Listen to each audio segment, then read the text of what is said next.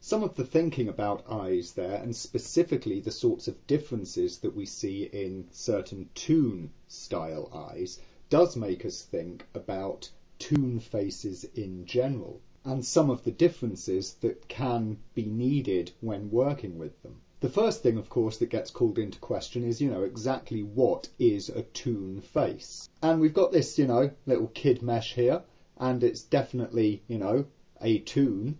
It is a more cartoon style of character. However, its structure is still, reasonably speaking, realistic. We've got these sphere eyes, we've just got these simple sort of shutter lids. We've got all of these areas of the face, like the fold around the mouth and so on.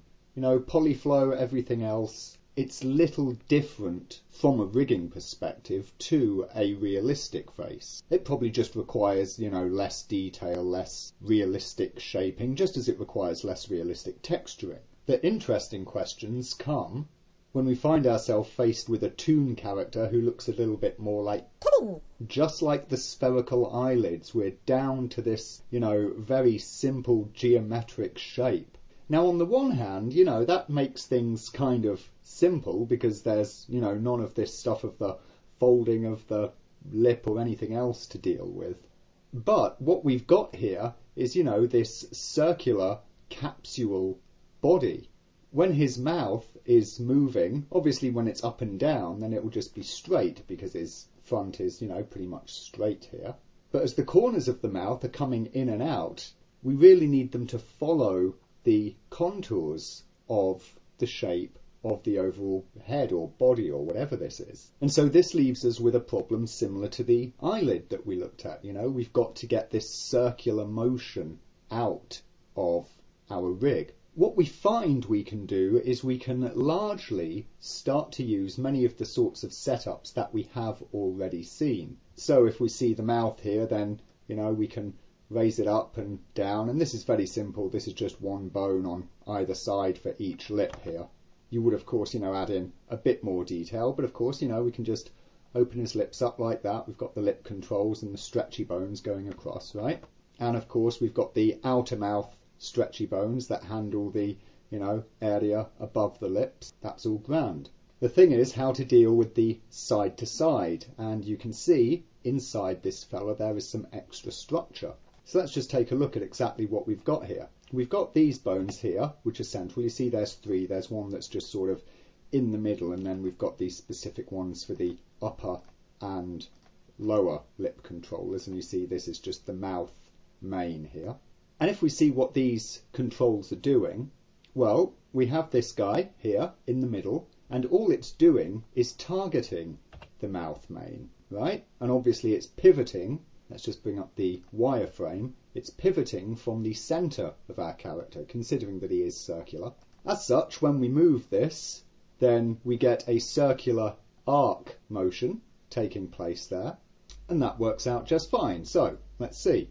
We have the mouth main base, which targets the mouth main, and you'll see that the children of the mouth main base are our lip bones here for the upper and lower lip, so they just come along with it. We then have the upper and lower, or up and down, bones here, and these individually target the up and down controls like this. But you see what this up and down bone has is this null as a child of it, the MU, which is the mouth up null, and also the lower bone here has this MD, the mouth down null.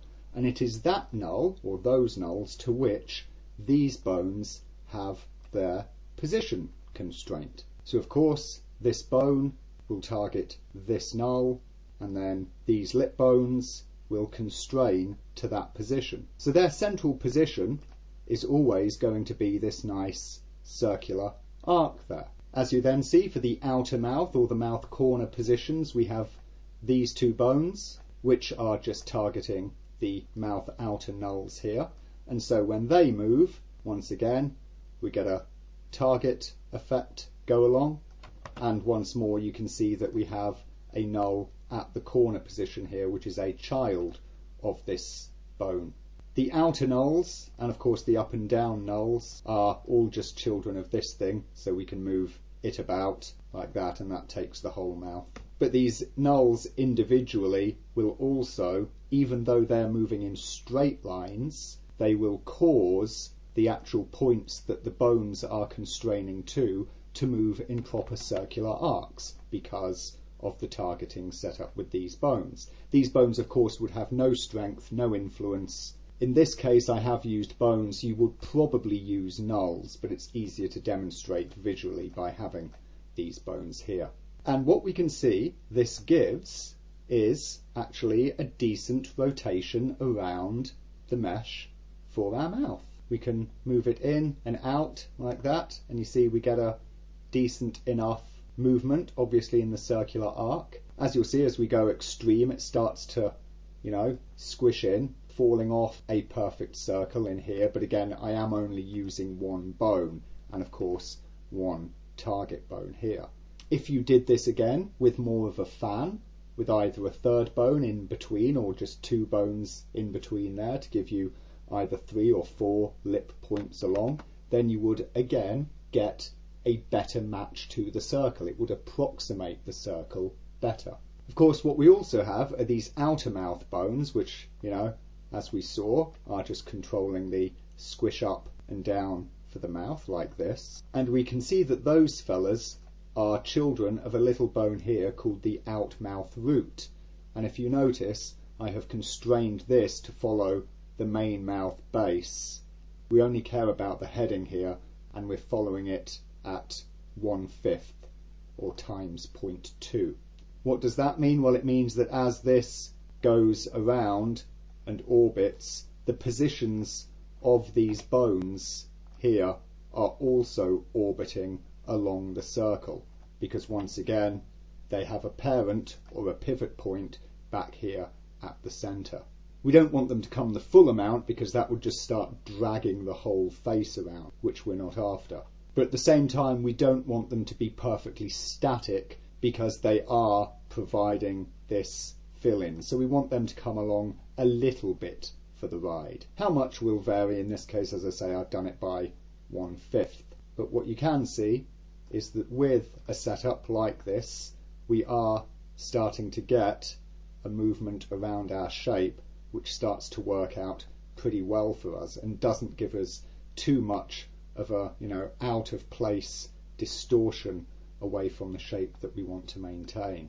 Of course, the little distortions that we are getting is owing to the low resolution of this. As you were to add more bones and basically more elements to your fan, then it will become more and more detailed and you'll see fewer of these sorts of little collapse shapes. But no matter what you do, there will always be a limit to how far you can push this. You're never going to be able to push the mouth, right around to the opposite side or something, because of course you're just dragging the mesh with you.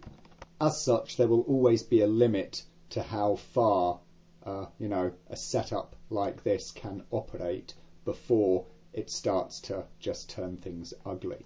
And there is, sadly, very little that you can do about that. The other question that comes up, of course, is what happens when you've got a body of some description in here. I mean, it's fine when we've just got the thing static with the mouth on it, but here we see we've got some bones stacked up that would be some sort of a spine or whatever, running through our character, which are designed to, roll him around and do stuff like this with him.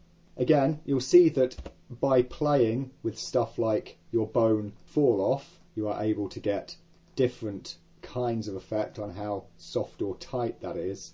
But what you can see happening, of course, is the fact that because we're using bones here, they sort of interrupt the bend that is coming from the main body.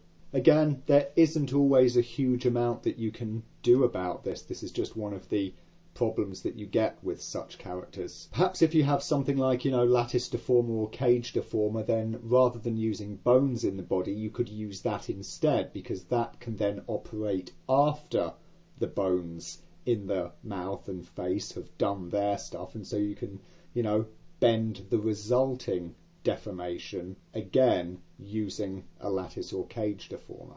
However, there are always little things that you can do. Remember, these bones are stretchy and you can mush their position like this. So of course, if you've got these bones in the body, you could find out a good linkage and link the base position of these bones to how much rotation had taken place in a given body bone, which would also help you to smooth out little kinks of that nature. Tweak as well your mouth and face around it to help bring yourself back to a slightly better overall shape in the side there. So again, this is one of those things where, despite being a much simpler shape than a realistic face, it does present somewhat unexpectedly more complex challenges. But what you can also see is that a lot of these standard methods of how we, set bones in things